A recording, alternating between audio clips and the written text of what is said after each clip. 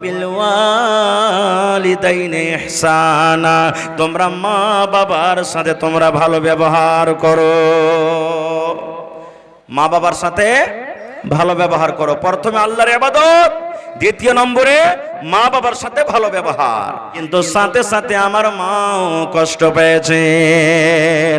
মা ছাড়া দরদে হবে নাই রে দুনিয়ায়, মার মতো দরদে কেহ নাই। মা ছাড়া দরদে হবে নাই রে দুনিয়ায়, মার মতো দরদে কেহ নাই। হায় রে আমার দরদিনী আদরিনী মা, দুঃখে সুখে তুমি আমায় দিলে সান্ত্বনা। হায় রে আমার দরদিনী আদরিনী মা, দুঃখে সুখে তুমি আমায় দিলে সান্ত্বনা। মায়ে বুকেতে জোড়াইয়া আমায় দিল সান্ত্বনা রে মাবুদ, মার মতন দরদে কেহ নাই। মা ছাড়া দরদে হবে নাই রে দুনিয়ায়, মার মতো দরদে কেহ নাই। আমি ব্যথা পাইলে দেখতাম মায়ের চোখে পানি, রাখতো সাদা কাছে কাছে ডাকতো জাদুমণি। আমি ব্যথা পাইলে দেখতাম মায়ের চোখে পানি, রাখতো সাদা কাছে কাছে ডাকতো জাদুমণি।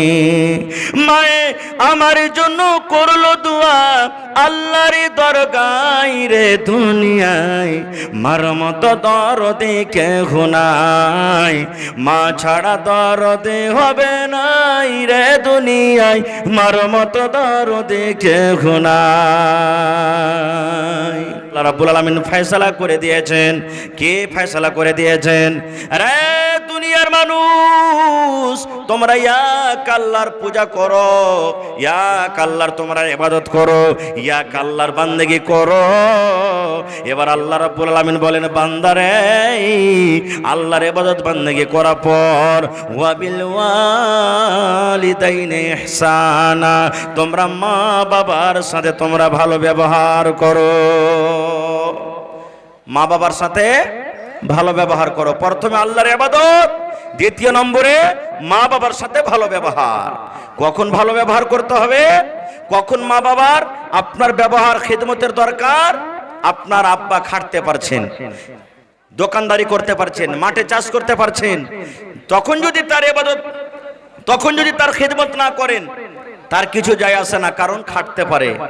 কিন্তু আপনার সাহারা, আপনার দরকার কখন? আপনার আমার আব্বার যখন ওয়াচাল হয়ে যাবে, খাটতে পারবে না, ওর পকেট খরচা আর জুটে না, দোকানে যেতে পারে না, চাষবাস করতে পারে না, তখন দরকার পড়বে।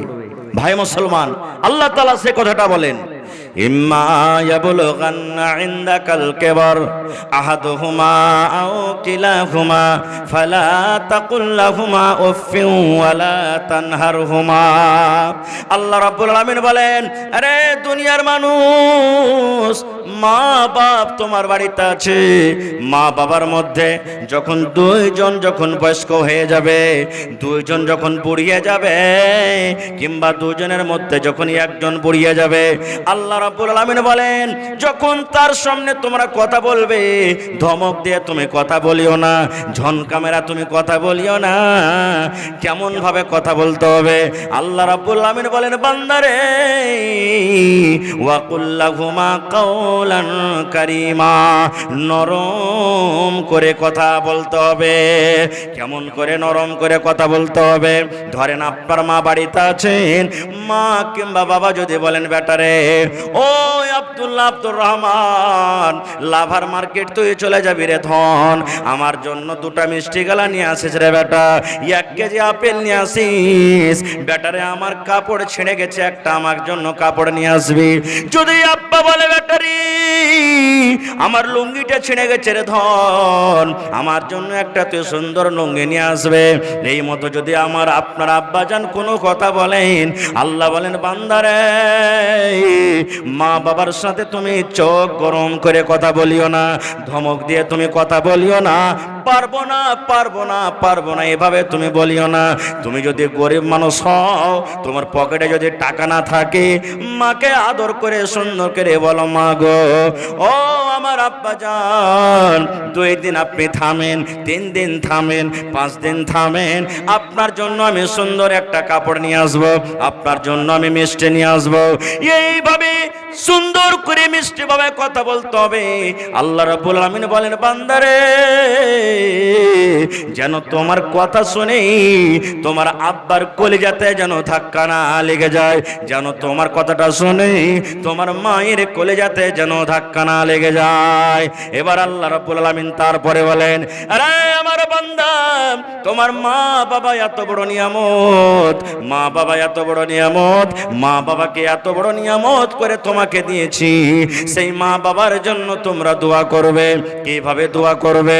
রব্বির হামহুমা কামা রাব্বায়ানি সগীরা। পড়েন মনে মনে, রব্বির হামহুমা কামা রাব্বায়ানি সগীরা। আয় আল্লাহ তুমি আমার মা বাবার পরে ওরকম রহম করো, দয়া করো, যেমন ছোটকালে আমার প্রতি রহম দয়া করেছে। ছোটকালে দয়া করেনি ভাই? রহম করেননি? জোরে বলেন, রহম করেছেন না করেননি? রহম করেছেন। কিভাবে রহম করেছেন? ওরে সুবহানাল্লাহ, যখন দুনিয়াতে আমরা এসেছি আমাদের মুখে কথা ছিল না, শুধু কান্না ছাড়া, কান্না ছাড়া কোনো কথা মাকে মা বলে ডাকতে পারতাম না। ও মা ভোক লেগেছে খেতে দাও, মা পায়খানা করেছি কিংবা পায়খানা করব, এই মতো আমরা কথা বলতে পারতাম না। ওরে সুবহানাল্লাহ, আল্লাহ রাব্বুল আমিন মা বাবাকে আমাদের জন্য এত বড় নিয়ামত দান করেছেন রে বন্ধু। আমার মা, আপনার মা যখন বাড়িতে কোনো কাম কাজ করতেন, হয়তো গলি ঝাড়ু দিয়েছেন, রুটি করছেন, রান্না বান্না করছেন, আমাকে আপনাকে ঝোলনাতে বিছানাতে শুইয়ে রেখেছেন। এইবারে মার কিন্তু টান লাগা আছে, আমার আব্দুল্লাহ খালেদা জায়েদা বিছানায় ঘুমিয়ে আছে, কখন উঠে যাবে কানবে। ওরে সুবহানাল্লাহ, কাজ করতে করতে প্যাঁ করে একটু কান্দন দিয়েছি, মা দুনিয়ার সমস্ত কাজকে ছেড়ে আমার আপনার জন্য দৌড়াতে দৌড়াতে এসে হাজির হয়ে গেছেন। মা আমাকে আপনাকে জড়িয়ে কোলে নিয়েছেন, আমার আব্দুল্লাহকে ভোগ লেগেছে রে, আমার খালেদা জায়েদাকে ক্ষুধা লেগেছে, মা দুধ পান করালছেন। এ ভাই মুসলমান, তাই আল্লাহর নবীর দরবারে একজন সাহাবী এসে নবীকে প্রশ্ন করলেন, ইয়া রাসূলুল্লাহ, আল্লাহর নবী গো, মা বাবা আমার বাড়িতে আছে গো নবীজি, মা আমার আব্বাই আমার, মা বাবার মধ্যে কার আমার উপরে বেশি হক, আমার উপরে কার বেশি হক, মায়ের হক না আব্বার হক? আল্লাহ নবী বললেন, সাহাবী রে, উম্মুকা তোমার মায়ের হক। একজন সাহাবী বলছেন, মান আহাক্কু বিহুসনি সাহাবাতি, আল্লাহ রাসূল আমার উপরে আমার মার কিংবা বাপ এই দুজনের মধ্যে কার বেশি হক? আল্লাহ রাসূল বললেন, উম্মুকা তোমার মায়ের হক। আবার সে সাহাবী বলছেন, ইয়া রাসূলুল্লাহ তারপরে কার হক? নবী আবার বললেন, উম্মুকা তোমার মায়ের হক। আবার সে সাহাবী প্রশ্ন করলেন, ইয়া রাসূলুল্লাহ এইবারে কার হক? আবার নবী বললেন, উম্মুকা তোমার মায়ের হক। এবার চতুর্থ নম্বরে সে সাহাবী প্রশ্ন করলেন, ইয়া রাসূলুল্লাহ এবার কার হক? এবার নবী বললেন, সাহাবী রে, আবুকা তোমার আব্বার হক। তাইলে 3 বার মায়ের হক দিয়ে দিলেন, একবার আব্বার হক দিলেন।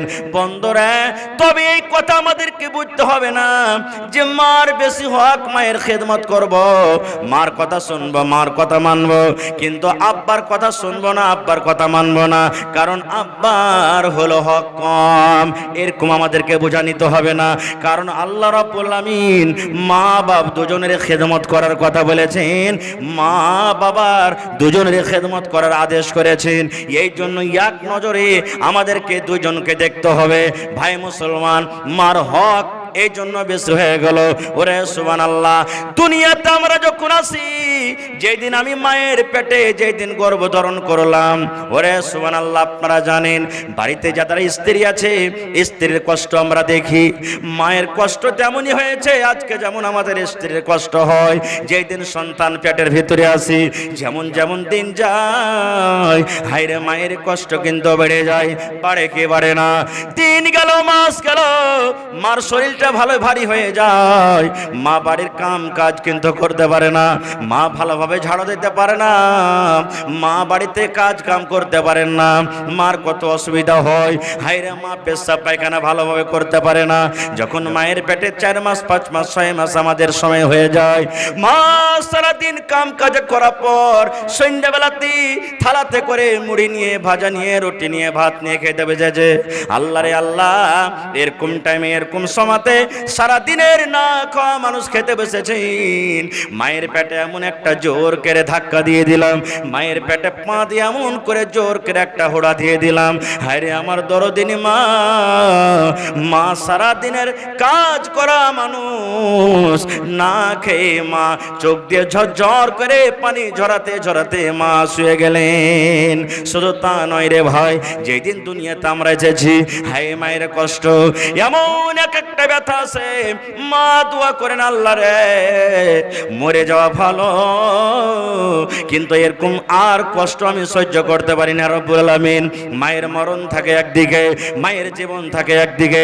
এই মতো অবস্থাতে মা দোয়া করেন, মাবুদ তুমি আমাকে যদি মত করো আমি মরে যাব, দুনিয়া থেকে চলে যাব, কিন্তু আল্লাহ জি আমার সন্তানকে তুমি সহি সালামত রাখো। সুবহানাল্লাহ। এ ভাই মুসলমান, দুনিয়াতে এলাম, হাই মায়ের কষ্ট, মা রক্তে রক্তিত হয়ে গেলেন। এবার আমাকে জ্বর হইল, মায়ের দুধ পান করি, আমাকে জ্বর হলো, আপনাকে জ্বর হলো, পায়খানা লেগেছে। ডাক্তার বলছেন, এ ছেলের মা, তোমার ছেলেকে জ্বর হয়েছে, খবরদার রাতের বেলাতে ঠান্ডা পানি খাবে না, গরম পানি খেয়ে থাকবে। এই ছেলের মা, তোমার ছেলেকে পায়খানা ধরে নিয়েছে, তুমি মাছ মাংস খাবে না, ডিম খাবে না, তোমাকে সবজি দিয়ে তরকারি দিয়ে ভাত খেতে হবে। মুসলমান রে, দুনিয়াতে আমি কষ্ট পেয়েছি, আপনি কষ্ট পেয়েছেন, কিন্তু এবারে ছেলেটা যখন বড় হয়ে গেল, দুনিয়াদারি করতে শিখলো, এবার ওই ছেলের প্রতি মা বাবার হক রয়েছে। তবে ছেলেদের কি হক আর মা বাবার কি হক, এই দুটা বিষয় হলো আলাদা আলাদা, দুটা পয়েন্ট, বিষয় একটাই, পয়েন্ট আলাদা আলাদা। তবে আজকে আমি আপনাদের সামনে আয়াত তেলাওয়াত করেছি যে মা বাবার ছেলের প্রতি কি হক রয়েছে। আশা করছি এখানে যত আমার ভাইরা, নানারা, দাদারা বসে আছেন, কত ভাইয়ের মা বাবা দুনিয়াতে বেঁচে আছেন, কত ভাইয়ের মা বাবা বেঁচে নাই, দুনিয়া থেকে চলে গেছেন। যারা দুনিয়া থেকে চলে গেছেন তারা কি করবেন? মা বাবা তো দুনিয়া থেকে বিদায় হয়ে গেছেন, মা বাবার জন্য কিছু করার কি তাদের রাস্তা আছে? শরীয়ত, আল্লাহ এবং আল্লাহ রসুল কোনো রাস্তা, কোনো বিধান দিয়েছেন? কারণ বেঁচে থাকতে গেলে আমরা মা বাবার খিদমত করব বা করি, কিন্তু যে মা বাবা মারা গেছেন, দুনিয়া থেকে চলে গেছেন, এবার ওই মাতা পিতার সাথে আমাদেরকে কি করতে হবে? ভাই মুসলমান, এখানে যত লোক বসে আছেন বেশিরভাগ মানুষের বিবাহ হয়ে গেছে নাকি? হানা বলেন একটু। কারণ এই ছোট ছোট ছেলেরা, বাচ্চা ছাড়া বেশিরভাগ মানুষের বিয়ে হয়ে গেছে। আর যত লোকের বিবাহ হয়েছে, একটু লেখা রাখেন, তখন দোয়া করে দিচ্ছি পরে। যত লোক বিবাহ করেছেন, পাড়ায় মানুষের ছেলে মেয়ে সন্তান হয়ে গেছে। হয়েছে না হয়নি? হানা বলে হয়ে গেছে। আচ্ছা আপনারা বলেন তো, যখন একটা স্ত্রী বাড়িতে আসে, আমার হোক, আপনার হোক, দুনিয়ার কোনো মানুষের হোক, সেই স্ত্রীর প্রতি মোহাব্বত, ময়া, ভালোবাসা থাকে কি থাকে না? জোরে বলেন, থাকে কি থাকে না ভাই? আরে ভাই কথা কেন বলেন না আপনারা? একটু কথা বলবেন। মুখে খানি টেনি থাকে তো পায়ের তলাতে একটু ফেলে দিবেন, তা কথাটা বলবেন আমার সাথে। স্ত্রীর প্রতি মোহাব্বত ভালোবাসা আমাদের আছে না নেই? মাশাআল্লাহ। এবারে যখন ওই স্ত্রীর পেট থেকে, কোখ থেকে যখন দুনিয়াতে সন্তান আসে, তো স্ত্রীর থেকেও ওই সন্তানের প্রতি আমাদের মোহাব্বত মায়াটা বেশি হয়ে যায়, হয় না? জোরে বলেন, হয় কি হয় না? যখন আমরা বউ বাড়িতে নিয়ে আসি, এবার বউটার যদি আমরা মুখে হাসে না দেখতে পাই, কান্দে, তো মা বাবার পরে আমরা রাগ করি, করি না? এত মায়া থাকে, এত মায়া থাকে, এত মায়া থাকে যে মা বাবার প্রতি আমরা রাগ করে, লড়াই করে, ঝগড়া করে, নাই অন্যায় কথা বলে দিই। এবার ওই স্ত্রীর প্রতি এত মহব্বত ভালোবাসা, ও সুবহানাল্লাহ। যখন স্ত্রীর পেট থেকে যখন সন্তান হয়ে যায় আর ছেলেটা যদি কান্দে, তাহলে স্ত্রীটাকে কি করে? গেল দি নাকি? এই বদমাহিস, এই কমিনি। কত ভাই তো একবারে ওর মুখে লাগাম নাই, উল্টা সিধা করে ওকে গেল দিবার, মাকে গেল দিবার, সারা খানদানকে গেল দিবে একবারে লম্বা সুরে। হ্যাঁ, হালির বেটি হালি কোনটা গেছে রে দেখি, একবারে লম্বা করে গেল দিবে। হ্যাঁ, ওকে গেল দিলে, ওর মাকে গেল দিলে। আর মানে কি? স্ত্রীর থেকে তখন ছেলেটার পরে মোহাব্বত মায়া বেশি হলো, তার কারণে না গেল দিছে ভাই। হ্যাঁ, মোহাব্বত করতে হবে, স্ত্রীকে ভালোবাসতে হবে, স্ত্রীর সাথে মোহাব্বত করতে হবে। আপনি যদি মোহাব্বত না করেন, কে মোহাব্বত করবে?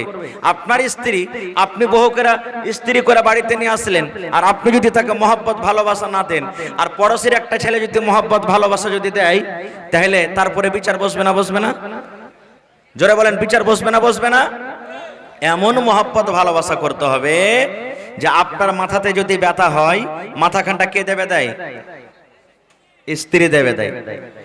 আপনার গা হাতে ব্যথা করছে, কাজ করে এসেছেন, পা ব্যথা করছে, জ্বর বোখার হয়ে গেছে, তেলকে মাখিয়ে দেয়?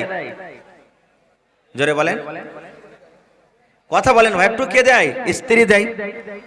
এবার যখন স্ত্রীটা কোনোদিন আপনার সামনে বলেছেন যে আমার মাথাতে ব্যথা করছে, জি ডালিমের বাপ, কদমের বাপ, এগুলা মুসলমানের নাম।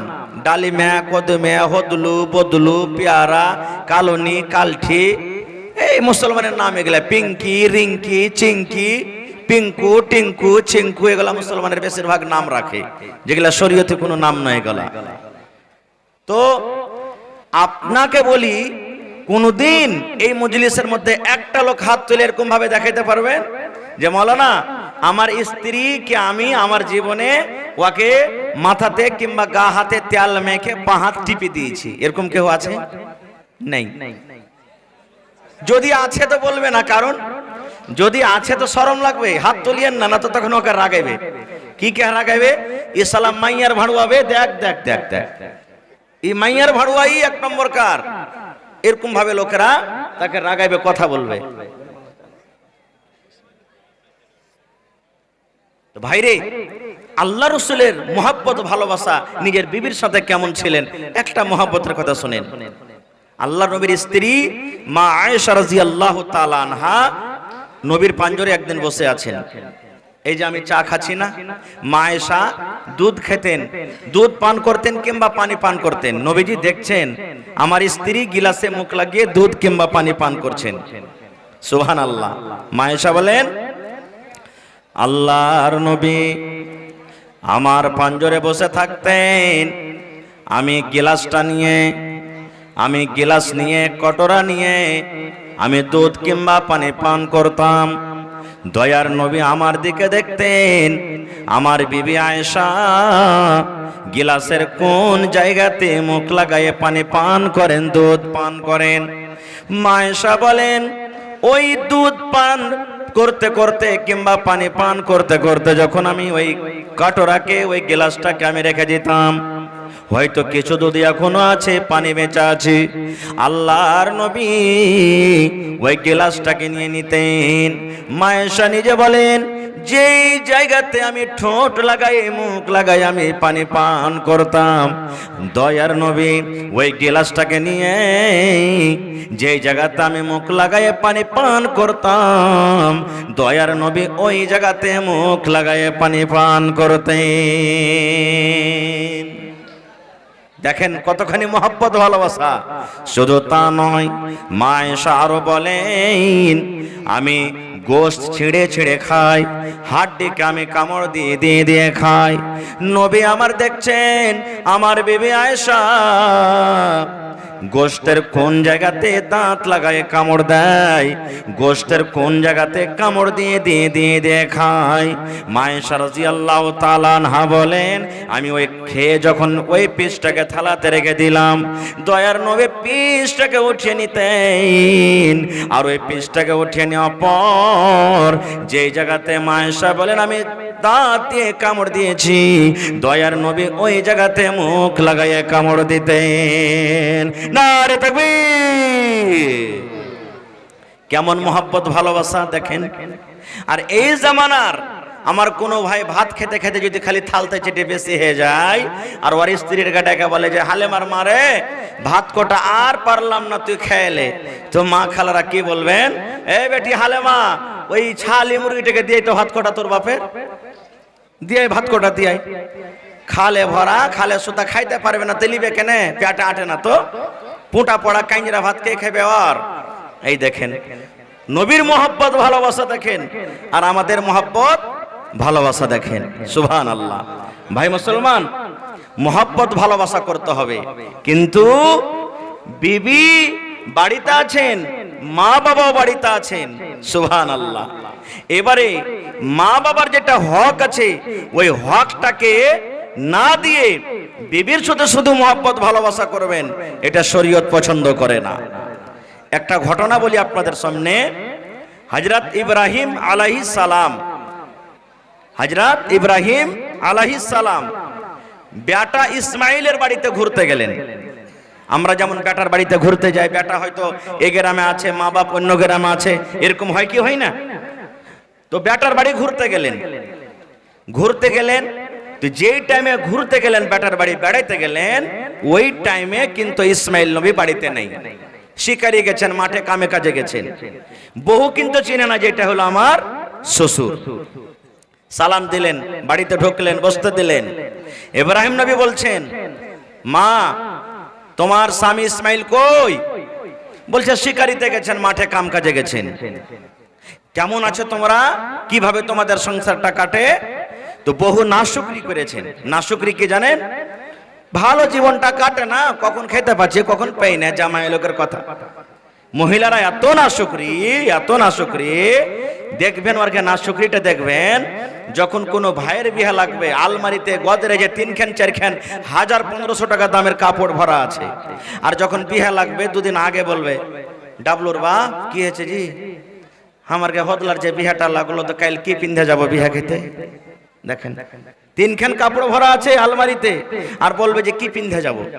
আর ওই নতুন কাপড় পিন্ধে তখন যাবে বিয়েকে দেখাইতে, বহুনুকে দেখাইতে যাবে, অন্য বাড়িতে দেখাইতে যাবে। আর যে বেচারি কষ্ট করে এত রোদে বাতাসে ঠান্ডাতে কষ্ট করে ওকে কাপড় খান কিনে দিলে, আর ওর সামনে এমন ছেঁড়া কাপড় পিন্ধে থাকবে যে মনে হয় 4 হাত দূর থেকে আসতে গেলে কবে হট তুই দূরে থাকিস না আমার পাঞ্জারে, এমন দুর্গন্ধ করবে। তো নাশুকরি করে দিলেন। এবার হযরত ইব্রাহিম আলাইহিস সালাম ওই নিজের বহুকে বলছেন, কিন্তু বহু জানে না এটা হলো আমার শ্বশুর। কে বলছেন?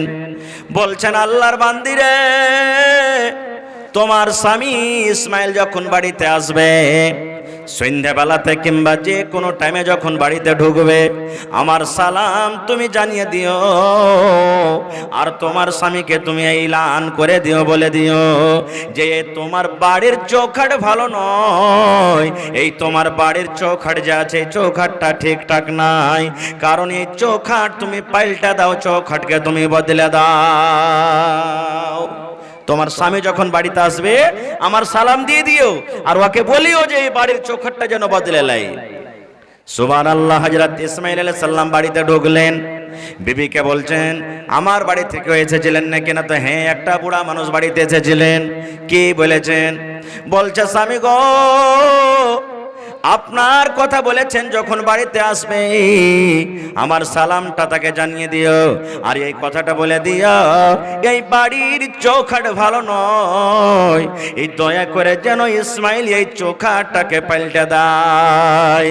যখন কথাটা বললেন সুবহানাল্লাহ, হযরত ইসমাইল আলাইহিস সালাম বলছেন বিবি রে, যে বুড়া লোকটা আমার বাড়িতে এসেছিলেন সে কোনো অন্য মানুষ নয় রে, অন্য কোনো লোক নয়, সেটা হলেন আমার আব্বাজান, সেটা হলেন আমার আব্বাজান, সেটা হলেন আমার আব্বাজান ইব্রাহিম নবী খলিলুল্লাহ, সেটা হলেন আমার আব্বাজান।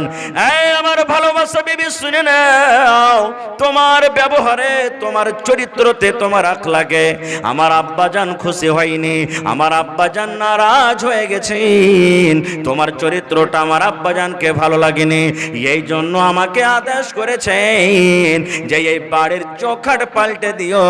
চৌখাট বলতে বিবিরে তুমি, তোমাকে তালাক দেওয়ার কথা আমার আব্বাজান বলে গেছেন। বাড়ির চৌখাট হলে তুমি, তোমাকে তালাক দেওয়ার কথা বলেছেন, যাও তোমাকে তালাক দিয়ে দিলাম, তুমি বাপের বাড়িতে চলে যাও। এই দেখেন সুবহানাল্লাহ, কেমন ছিলেন বাপ আর কেমন ছিলেন বেটা, যে বাপ বেটার কথা শুনে নিলেন আর বুঝে নিলেন যে চৌখাটের মানে কি আল্লাহুস সামাদ। আর আমাদের বাপ বেটার রিশতা, মোহব্বত, ভালোবাসা কেমন জানতে পারছেন? তাই তো কবি বলছেন বাপ কা বেটা সরস কা ঘোড়া কুছ নাই তো থোড়া থোড়া। বাপ যেমন হবে বেটা তেমন হবে। গ্রামের যদি মোড়ল ভালো হয় ওর পর্যা ভালো হবে, দেশের রাজা ভালো হয় পর্যারা ভালো হবে। বাপ ভালো হইতে গেলে অবশ্যই বেটারা ভালো হবেন। বেটারা ভালো হবে না, খারাপ হবে, কিন্তু সবই খারাপ হবে না। যেমন একটা গল্প বলছি, হাদিস কোরআনের কথা নয় এটা, হাদিস কোরআনের এটা কথা নয়, এটা একটা গল্প বুঝার জন্য বলছি। একটা ছেলে রাস্তা দিয়ে হাঁটছে, হাঁটতে হাঁটতে হাঁটতে হাঁটতে দেখেন যে আপনার লাভা স্টেশন নাকি, লাভা স্টেশনে একটা দোকানে খুবই ভিড়, নাস্তার দোকানে খুব ভিড়, এত ভিড় যে দোকানদার মানে আরাম পাই না যে কখন আমি আরাম করবো, এত ভিড়। ছেলেটা পড়ালেখা ছেলে, ব্যাগ ঘাড়ে আছে। একটা লোককে বলছেন যে হ্যাঁ রে ভাই দোকানে ভিড় কিসের হয়েছে? বলছে বলিস না রে ভাই, এই দোকানে লিট্টির ভিড়, লিট্টি এত বলছে। লিট্টি বুঝেন তো, সামোসা লিট্টি, লিট্টি যেটা হয়। বলছে ভাই লিট্টি এতই দোকানের ভালো যে ও বিক্রি করে ওর করতে পারে না। ছেলেটা বলছে যে তাহলে আমিও খেয়ে দেখি কখন আসবো না আসবো। লিট্টির দোকানে ঢুকেছে, ঢুকে বেঞ্চ টেবিলে বসে বলছে যে লিট্টিওয়ালা ভাই আমাকে একটা লিট্টি গেলা দাও তো। যারা হুঁশিয়ার মানুষ, পড়ালেখা বুদ্ধিজীবী মানুষ, খানা খাওয়ার আগে দেখবে যে খানাটা কেমন, কিছু নাই তো খানাতে। এবার যেমনই লিট্টিটা তার সামনে দিয়েছে ভাই, এবার লিট্টিটাকে যেমনই ভেঙেছে দেখছে এখানটা চুল পেয়েছে, তো ওরকমটা কি পেয়েছে? চুল পেয়েছে। তখন বলছে ছেলেটা যে ভাই কেমন লিট্টি দিলি রে ভাই, পাল্টে দে না, অন্য লিট্টি দে, এতে চুল আছে। ওই থালাটাকে হটিয়ে অন্য আরেকটা থালাতে আরেকটা লিট্টি দিয়েছে। দেখছে তো অত এখানটা এত বড় চুল লেগে আছে, এর মাথা খারাপ। বলছে হ্যাঁ রে ভাই ভালো লিট্টি গেলা দেনা রে ভাই, কেমন তুই লিট্টি দিছিস, এতেও যে চুল আছে। থালাখানটাকে হটিয়ে আবার একটা লিট্টি দিয়েছে। দেখছে তো অত এখানটা চুল লেগে আছে। এই ছেলেটা বলছে শালা এর ফ্যাক্টরি দেখবো, ই কোন ফ্যাক্টরিতে লিট্টি হয় যে যেটাই পাচ্ছি ওইটাতেই চুল পাচ্ছি। আর সব মানুষেরা তো নিজের ধনে আছে, খেয়ে চলে যায়, খেয়ে চলে যায়। গরমের টাইম ভাই এক পা দু পা করে হাঁটতে হাঁটতে হাঁটতে ভিতর দিকে চলে গেছে, যে জায়গাতে লিট্টি কড়াইতে হয় চলে গেছে। যাওয়ার পর দেখছে গরমের টাইম, গরমের সময় লিট্টি যে বানায় একটাই মাত্র গাঞ্জি গায়ে দিয়ে আছে, এমনে রস চুইছে, এমনে রস চুইছে, রস মানে পাসিনা ঘাম চুইছে একবারে। কিছু কড়াই তো পড়ে গেছে, পড়বে না, কত মুছবে। এবারে দেখছে তা আশেপাশে আর কেউ মানুষ নাই, একটাই কিন্তু ওই লোকটা আছে। লোকটা যে আছে তো ওর এখানটা হাত কিন্তু ঠোঁটটা, হাত নাই এখান থেকে কাটা, একটা হাত ভালো আছে আর একটা হলো ঠোঁটটা। আচ্ছা আপনারা বলেন তো লিট্টি গোল হয় না লম্বা হয়? তো গোল করতে গেলে দু হাতের দরকার আছে না এক হাতের দরকার আছে? দু হাত লাগবে না লাগবে না? এই ছেলেটা মনে মনে বলছে যে হবে ইয়ার হাত এখানটা কাটা আছে ঠোঁটটা হয়ে, আর এখানটা হাতে লিট্টি গোল কেমন করে করছে, কিভাবে গোলটা করছে দেখছি, কি কেমন ভাবে লিট্টি করছে। আটা সানা আছে ভাই, তেল যখন গরম হয়ে গেছে আপ লিট্টি ছাড়বে, একটুখানি আটা লিয়ে বগলটাকে উঠিয়ে মারছে দেবো না তেল ছাড়ছে, একটুখানি আটা লিয়ে ওপরে বগলটাকে মারছে দেবো না তেল ছাড়ছে। এই দু চারটা যখন ছাড়া হয়েছে, সুবহানাল্লাহ, এই গরমের টাইম বগলখানটাকে এরকম ভাবে উঠিয়ে একবারে ঘাসার মাসার শুরু করে দিয়েছে। এবার ছেলেটা দেখছে তো ওর বগলে 3 ইঞ্চি 4 ইঞ্চি লম্বা লম্বা উলার খেড় লেগে আছে। তখন মনে মনে কইছে ছেলেটা যে আর লিট্টিতে চুল থাকবে না তো থাকবে কি, কি থাকবে? মুসলমান ভাই রে, এই ঘটনা শুনে আপনারা হাসলেন, বলার উদ্দেশ্য রে বন্ধু, আজকে যত আমরা এখানে লোকজন বসে আছি, বেয়াদবি হতে গেলে ছেলে ভাই মনে করে মাফ করবেন। মুসলমানের ঘরে জন্ম নিয়েছি, মুসলমানের ঘরে আমাদের জন্ম, আমরা শরীয়ত মানি, ইসলাম মানি। দেখবেন কত মুসলমান ভাই এমন আছেন ওর গাঞ্জি জামা খুলে চেক করেন, কত ভাই এমন আছে বগলে লম্বা লম্বা হয়ে চুল লেগে আছে না নেই? ইয়ার মানে বোঝা গেল এটা বাবার কমি আছে, এটা হলো বাবার ভুল। ওই বাবা এই খাসিয়াঘাট মাদ্রাসা, এই মাদ্রাসার মতন যদি মাদ্রাসাতে যদি ছেলেরাকে দিত, আমার মৌলানা যে বসে আছেন সভাপতি সাহেব, এরকম মৌলানার হাতে যদি ছেলের হাত কান ধরিয়ে দিত, ওই ছেলেটা নবীর হাদিস পড়ত, ওই ছেলেটা কোরআন পড়ত, ওই ছেলেটা শরীয়ত পড়ত, আর ওই ছেলেটা জানত যে বগলে লম্বা করে চুল রাখতে হয় না। আল্লাহর নবী বলেছেন, উম্মত তোমার যখন কুনি বড় হয়ে যাবে, 8 দিন 10 দিনে তুমি কুনিকে কেটে কেটে ছোট করে নাও, এই মোচটাকে তুমি কেটে ছোট করো, এই দাড়িগুলাকে তুমি বড় করে দাও, আর বগলে তোমার যে চুল হয়েছে এই 15 দিন 20 দিনে 10 দিনে তুমি চুলগুলাকে সাফ করে নাও। নবী বলেছেন, উম্মত রে, নর হোক কিংবা নারী হোক, নাভির তলাতে নাভির নিচেতে সারামগার গোড়াতে যে চুলগুলা হয়, লজ্জাস্থানে যে চুলগুলা হয়, 40 দিনের আগে আগে কেটে আপনাকে সাফ করতে হবে। যদি 40 দিন পার করে যায় আর আপনি যদি চুলগুলাকে সাফ না করেন, আপনার দ্বারাতে পাপ হয়ে যাবে, গুনাহ হয়ে যাবে। নারে তাকবীর। কেন বললাম যে এখানে বাপের ভুল আছে, বাপের দোষ আছে। দেখবেন আগেকার মায়েরা খালারা আল্লাহর রহমত এখন মেলা কিছু সহি কাজে আমরা করছি বা সুধরে গেছে। 10 বছর 15 বছর যত বাপজি পিন্ডালে মায়েরা খালারা আছেন, দেখবেন ছেলেরা যখন আইগিনাতে পেশাব করতে রাতের বেলা তিনি যেত, তখন ওরা একটা দোয়া শিখাইতো। ছেলেটা ঢুলছে, চোখ ঢুলমুল করছে, উল্টা পড়ছে সাইডে, এবার ছেলেটাকে মা মারতো কাকে এক হুড়া, আর বলতো রে মোর বেটা মোর, দুয়া পড় না, বিছানে কেন মুচ্ছিস। কি দোয়া শিখাইতো জানেন? 1 বাত্তা 2 বাত্তা 3 বাত্তা, ঘর সুত্তা বাহির মুত্তা, শেখাতো না? শেখাতো না? 1 বাত্তা 2 বাত্তা 3 বাত্তা, ঘর সুত্তা বাহির মুত্তা। এই মুসলমান, ওই মা যদি জানতেন, ওই মা যদি পড়ালেখা হতো, ছেলেরাকে 1 বাত্তা 2 বাত্তা জীবনে শেখাতেন না। মা বলতেন, আব্দুল্লাহ রে, এই আব্দুর রহমান, খালেদা, জায়েদা, হালেমা বেটিরে শোন, আল্লাহর নবী বলেছেন যখন তোমার পেশাব পায়খানার দরকার হবে, পেশাব পায়খানাতে বসার আগে আগে তোমাকে একটা দোয়া পড়িতে হবে। কি দোয়াটা? বিসমিল্লাহি আল্লাহুম্মা ইন্নী আউযু বিকা মিনাল খুবুসি ওয়াল খাবাইস। এটা না দোয়া? এটা না দোয়া? হ্যাঁ, সবাই জানি না এটা দোয়া, জানি না। এই দোয়া থেকে দূর আছি। কত লোককে ভাই দেখেছি দাঁড় হয়ে পেশাব করছে, এদিকে সিগারেট টানছে, তাও সিগারেট টানছে, বিড়ি টানছে, গল্প করছে। কত ভাইকে দেখেছি। ভাইরে, আমি কথাটাকে ওদিকে না দিয়ে লাইনে আসি যে মা বাপ যেমন হবে, ছেলেটা কত ভাইকে দেখবেন এই কথাটা বলবে, ওর যখন ব্রেন টনিক খাওয়ার মনে হবে। ব্রেন টনিক বুঝেন তো? জি না, ব্রেন টনিক ইয়ার নাম হলো, যাকে আমরা খাইনি বলি, ইয়ার নাম আমি ব্রেন টনিক রেখেছি। লিভার টনিক হয়, মেলাই টনিক হয়, ব্রেন টনিক।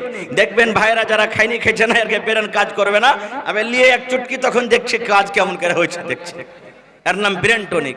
কত ভাইকে দেখবেন ছেলেকে বলবে, নিজের সন্তানকে বলবে, এই আব্দুল্লাহ লাগা তো একবার দে, মশলা মালপানি গেলা লাগা একবার। কত ভাই বলবে, বেটা রে ওই কুঠির ওপরে শিকার ওপরে বিড়ি থাওয়া আছে, একটা ধরিয়ে লিয়ে তো। ছেলেটা বিড়ি ধরাইতে পারে না, আব্বাজি কেমন করে ধরবে, আগুন নাই, দেড় সাল আর খ্যাপা, তোর হুঁশ বুদ্ধি কিছু নাই, এক টান দেনাবে আপনি ধরবে। এই যে দেখেন ভাই, ছেলেরাকে যদি এরকম আপনি ছোট থেকে এরকম যদি জ্ঞান বুদ্ধি দেন, ওই ছেলেটা বড় হয়ে আপনার মতন হবে না? হবে না? জোরে বলেন হবে না? হবে না? ভাই মুসলমান, আল্লাহ বাচ্চারাকে কোনোদিন ছেলের কথা বলবো রে ভয়। আল্লাহ রাব্বুল আমিন পাক পবিত্র কিতাব কোরআনে বলেন, ওয়া কাযা রাব্বুকা আল্লা তা'বুদু ইল্লা ইয়াহু ওয়া বিল ওয়ালিদাইনি ইহসানা। আল্লাহ, ভাই মুসলমান, মার যদি খিদমত সেবা করেন, আখিরাতে আল্লাহ তাআলা তো বদলা দিবেনই দিবেন, দুনিয়া তো আল্লাহ মুসিবত থেকে বাঁচিয়ে নেবেন। এটা বিশ্বাস রাখেন? বিশ্বাস আছে কি? এর প্রমাণ হাজী মাওলানা, এর ফুটি প্রমাণ আছে জি, বুখারী মুসলিমের হাদিস। হাদিসটা হলো খুবই লম্বা, শর্টে আমি 2 মিনিটে শেষ করব। আল্লাহর নবী বলেছেন, 3টা লোক রাস্তা দিয়ে হাঁটছেন, সাফার করছেন। কয়টা লোক ভাই? জোরে বলেন। 3টা লোক রাস্তা দিয়ে হাঁটছেন। হাঁটতে হাঁটতে হাঁটতে হাঁটতে হঠাৎ করে কোন দিক থেকে ঝড় বৃষ্টি চলে এলো। আশেপাশে বাড়ি, গাঁ গ্রাম কিচ্ছু দেখা যায় না। কোথায় লুকাবে? 3জন দৌড়াতে দৌড়াতে দৌড়াতে একটা পাহাড়ের গর্ত ছিল, চলছে চল এই গর্ততে আমরা ঢুকে যাই, যখন পানি ছুটবে তখন আমরা চলে যাব। মানুষ ফষ্টি করে না, যেখানে ভয় হবে বাঘ, সাপ, বিচ্ছু, শিয়ালের, গুন্ডার, যে রাত হয়ে গেছে তাড়াতাড়ি করে পালাবো, কিন্তু ওই জায়গাতে হয় গাড়ি খারাপ হবে, আর না হইলে ওখানে রাইতে লাগবে, ওখানে রাইতে লাগবে। 3জন ঢুকলেন কেন? বৃষ্টি থেকে, ঝড় থেকে, তুফান থেকে বাঁচবো বলে। আল্লাহর নবী বলেছেন, যেমনই 3জন গর্তর ভিতরে ঢুকলো, ওরে সুবহানাল্লাহ, পাহাড় থেকে রে বন্ধু একটা পাথর, বড় ধরনের পাথর গড়তে গড়তে গড়তে গড়তে, দেখবেন যেমন বাড়িতে মায়েরা খালারা ভাত রান্না করে হাঁড়ির ওপরে যেমন ঢাকনা দিয়ে দেয়, থালি দিয়ে দেয়, আপনারা কি বলেন? ঝাপনা কি বলেন আপনারা? ঢাকন দিয়ে দেয়, হাঁড়িটার মুখকে বন্ধ করে দেয়। আল্লাহর নবী বলেছেন, একটা বড় ধরনের পাহাড় থেকে পাথর গড়তে গড়তে একবারে গর্তর মুখ বন্ধ হয়ে গেল, গর্তর মুখ ঝেঁপে গেল, তারা 3জন গর্ততে বন্ধ হয়ে গেল। এবার তারা 3জন বলছেন, আল্লাহ জান বাঁচাবো বলে গর্ততে ঢুকলাম, আল্লাহ কি হয়ে গেল, কোন মুসিবত এসে গেল? 3জনই এক অপরকে বলা বলি করছে, ভাই রে এই পাথরটা দেখো তো হটিয়ে হটাইতে পারে কিনা। 3জন মিলে পাথরটাকে ধাক্কা দিলেন। যেমনই ধাক্কা দেওয়া, সুবহানাল্লাহ, পাথর 1 চুল পর্যন্ত তারা হটাইতে পারলো না, পাথর হটে না। তারা বলছে, আল্লাহ এই তো কবর হয়ে গেল আমাদের গর্ত, এখানেই মরে যাব, আর বাড়ি যেতে পারবো না, ঘুরে ছেলে মেয়ের আর মুখ দেখতে পারবো না, আল্লাহ এই জায়গাতে আমাদের মত হয়ে যাবে। এইবারে লম্বা ঘটনা ছোট করে বলি, 3জনের মধ্যে একজন অপরজনকে বলা বলি করছে, হারে ভাই কাহকে যদি ডাকি তো শুনতে পাইবে না, আর বাড়িও আশা করছি ঘুরে যেতে পারবো না, তা আমাদের যদি সাহায্যকারী হন তো একটা হবে, সেটা কে? জোরে বলেন। আল্লাহ হবেন।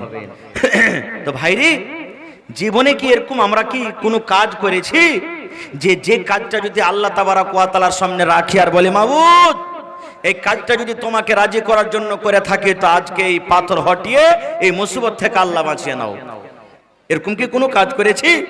দেখবেন জীবনে কোনো ভালাই কাজ করবেন, নেকির কাজ করবেন, সুবহানাল্লাহ, মন খুশি হবে, মন বড় হবে আপনার। এবারে 3জনের মধ্যে একজন বলতে লাগলেন, ভাইরে আমার জীবনে কিন্তু একটা আমি আমল করেছি, একটা নেকির কাজ করেছি। বলছে কি কাজ? বলছে ভাই রে খানা কাজ করেছি রে ভাই। বলছে কি কাজ? বলছে ভাই রে আমার বাড়িতে আমার আব্বা জান ছিলেন, মা ছিলেন, বাপ ছিলেন 2জন, কিন্তু তারা বুড়া মানুষ হয়েছিলেন, বয়স্ক হয়ে গেছিলেন। এবার আমার বাড়ি থেকে যে বকরি ছিল, ওই বকরি আমি চড়াইতে যাইতাম। এবার সন্ধ্যাবেলাতে যেমনই বাড়ি আসতাম, বকরির আমি দুধ দহন করতাম। দুধ দহন করে সর্বপ্রথম আমার মাকে আব্বাকে আমি পান করাতাম। এবারে তারপরে আমার ছেলে মেয়েরাকে আমি দিতাম।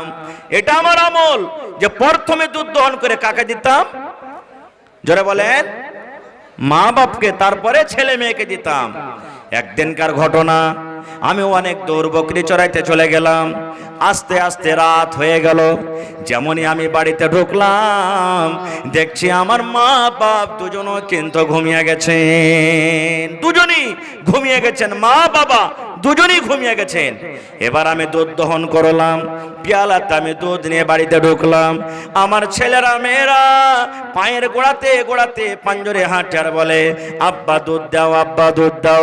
আমি তখন বললাম, বেটা রে, যতক্ষণ পর্যন্ত আমার মা বাপকে আমি দুধ না দিব, যতক্ষণ পর্যন্ত আমার মা বাপ দুধ না পান করবে, অতক্ষণ পর্যন্ত আমি তোদেরকে দেব না। এই বলে আমি পেয়ালা নিয়ে দাঁড় হয়ে গেলাম। মায়ের সিথানে আমি দাঁড় হয়ে গেলাম, মায়ের ঘরের দুয়ারে আমি দাঁড় হয়ে গেলাম। আমার ছেলেরা দুধ চাইতে চাইতে তারা ঘুমিয়ে গেল। এই মুসলমান, কতক্ষণ দাঁড়িয়ে থাকলেন? 1 ঘন্টা নয় রে, 2 ঘন্টা নয়। ওরে সুবহানাল্লাহ, যখন মুয়াজ্জিন সাহেব ফজরের টাইমে আসসালাতু খায়রুম মিনান নাওম, ঠিক ফজরের টাইমে আজানের সময়তে মা বাবার ঘুম ভেঙে গেছে। এবারে দেখছে দুয়ারে মাথার উপরে সিতানে কে যেন দাঁড়িয়ে আছে। মা জিজ্ঞাসা করলেন, বেটা কেন দাঁড়িয়ে আছিস? বলছে, মা গে, আজকে আমি অনেক দূর বকরি চড়াইতে চলে গেছিলাম গে মা, আসতে আমার দেরি হয়ে গেছে। বাড়ি এসে দেখছি তোমরা দুজন ঘুমিয়ে গেছো। এবার আমি ওই দুধ হাতে করে, পেয়ালাটা হাতে করে মা আমি দাঁড় হয়ে আছি। আমি ভাবলাম, এই আমার মা জাগবে, এই দুধ দিব, এই আমার মা জাগবে, আমি দুধ দিব। কিন্তু মা তোমরা জাগতে পারলে না, আমি পেয়ালা নিয়ে দাঁড় হয়ে আছি। মা বলছে, বেটারে তুমি কেন ঘুমিয়ে যাওনি রে ছেলে, কেন তুমি ঘুমিয়ে যাওনি? বলছে, মা গে, এই জন্য আমি ঘুমাইনি গে মা, যদি রাতের বেলাতে ক্ষুধার কারণে যদি তোমরা আমাকে ডাকতে, আব্দুল্লাহ, আব্দুর রহমান রে, দুধ নিয়ে রে বেটা, দুধ নিয়ে আয়, আর আমি যদি ঘুমের অবস্থায় থাকতাম, আমি যদি জাগতে না পারতাম, তাহলে মা ওই টাইমে আল্লাহ রাব্বুল আমিন নারাজ হয়ে যেত আমার উপরে। আর আল্লাহ যার পরে নারাজ হয়ে যাবে, তার দুনিয়া আখিরাত বরবাদ হয়ে যাবে। এই জন্য মা আমি দুধের পেয়ালা নিয়ে দাঁড় হয়ে আছি। এবার সেই লোকটা বলছেন, আমার মা খুশি হয়ে, আমার মা রাজি হয়ে আমাকে দোয়া দিলেন। কি দোয়া? আল্লাহ, আমার ছেলে আমার জন্য যা করেছে, আল্লাহ আমার ছেলে আমার জন্য রাত্রের বেলাতে যা আমার জন্য করেছে, আল্লাহ মা আমি খুশি হয়ে গেলাম, খুশি হয়ে গেলাম। আল্লাহ তুমি খুশি হয়ে যাও, আল্লাহ তুমি আমার ছেলের পরে রাজি হয়ে যাও। মা দোয়া করলেন, আল্লাহ আমার খিদমত করার কারণে, আমার সাথে ভালো ব্যবহার করার কারণে, আল্লাহ আমার ছেলে, আমার কলেজার টুকরা সন্তান, দুনিয়ার যদি কোনো মুসিবতে পড়ে যায়, দুনিয়ার যদি কোনো বিপদে পড়ে যায়, আল্লাহ এই আমলের কারণে সেই মুসিবত থেকে তুমি উদ্ধার করে দিও। আল্লাহর নবী বলেছেন, ওই লোকটা যখন এই কথাটা বলা হলো, এবার আল্লাহকে বলছে, মাবুদ রে, এই আমার পাক পরওয়ারদিগার, আমি এই কাজটা যদি তোমাকে রাজি করার জন্য আল্লাহ করে থাকি, এই কাজটা যদি তোমাকে আমি সন্তুষ্টি করার জন্য করে থাকি, আল্লাহ এই যে গোফাতে, এই গর্ততে আমরা ঢাকা পড়ে গেছি, আল্লাহ তুমি দয়া করে এই পাথরটাকে তুমি হটিয়ে দাও। আল্লাহর রাসূল বলেছেন, যেমনই একজনের বলা হলো যে এই পাথর 3 জন মিলে হঠাৎ দূরের কথা 1 চুল পরিমাণ হটাইতে পারলো না, হিলাইতে পারলো না। এবার ওই পাথরটা সরসর করতে করতে করতে করতে 3 ভাগ করে 1 ভাগ পাথর হটে গেল। নারে তাকবীর! হয়নি, হবে না, হতে পারে না, আমার নবীর সাথে কারো তুলনা হয়নি, হবে না, হতে পারে না। আমার নবীর সাথে কারো তুলনা, হায়রে তুলনা তো দূরের কথা, ছায়াও মিলে না। হয়নি, হবে না, হতে পারে না। আমার নবীর সাথে কারো তুলনা হয়নি, হবে না, হতে পারে না। আমার নবীর সাথে কারো তুলনা। সকল নবী রাসূল ছিলেন খোদার দেবানা, দু নয়নে দেখব খোদা ছিল তামান্না। আরে মোর নবীকে ডেকে নিলেন, আরে মোর নবীকে ডেকে নিলেন, দেখবে রব্বানা। হয়নি, হবে না, হতে পারে না। আমার নবীর সাথে কারো তুলনা হয়নি, হবে না, হতে পারে না। আমার নবীর সাথে কারো তুলনা। ইউসুফকে দেখে যারা আঙ্গুল কেটেছে, তারা কি আমার নবীর রূপ দেখেছে? ইউসুফকে দেখে যারা আঙ্গুল কেটেছে, তারা কি আমার নবীর রূপ দেখেছে? আরে দেখতো যদি কেটে দিত, আরে দেখতো যদি কেটে দিত কলিজাখানা। হয়নি, হবে না, হতে পারে না। আমার নবীর সাথে কারো তুলনা হয়নি, হবে না, হতে পারে না। আমার নবীর সাথে কারো তুলনা। যার শানে আল্লাহ তাআলা করলেন ঘোষণা, খলকে আজিম আমার শাহে মদিনা। যার শানে আল্লাহ তাআলা করলেন ঘোষণা, খলকে আজিম আমার শাহে মদিনা। মুসলমানে নবী ছাড়া কিছুই মানে না, মুমিনে কোরআন ছাড়া কিছুই বোঝে না। হয়নি, হবে না, হতে পারে না। আমার নবীর সাথে কারো তুলনা হয়নি, হবে না, হতে পারে না। আমার নবীর সাথে কারো তুলনা। নারে তাকবীর। মা বাপ যাদের বেঁচে আছে খিদমত করতে হবে। একজন সাহাবী এসে বলছেন, ইয়া রাসূলুল্লাহ, নবী গো, মা আমার দুনিয়াতে নাই। মা দুনিয়াতে নাই, মারা গেছেন। মা হয়তো বেঁচে থাকতে গেলে আমাকে কিছু আদেশ করতেন। মা মারা গেছেন, কবরে চলে গেছেন। মা কবরে কি হালাতে আছে জানি না। মার জন্য কি কিছু করতে পাবো না? মার জন্য কি কিছু করা যায়? আল্লাহ নবী বললেন, সাহাবী রে, মা তোমার কবরে চলে গেছে রে বাবা। মা কবরে ঘুমিয়ে আছে। মায়ের জন্য তুমি দান করো, মায়ের জন্য তুমি সাদকা করো। দান করতে গেলে আল্লাহ রাব্বুল আলামিন অনলাইন তোমার মায়ের কবরে আল্লাহ পৌঁছে দেবেন। একটা হাদিস আছে, ইজা মাতাল ইনসান, মানুষ যখন মরে যায় সমস্ত আমল তার বন্ধ হয়ে যায়, তিনটা আমল ছাড়া।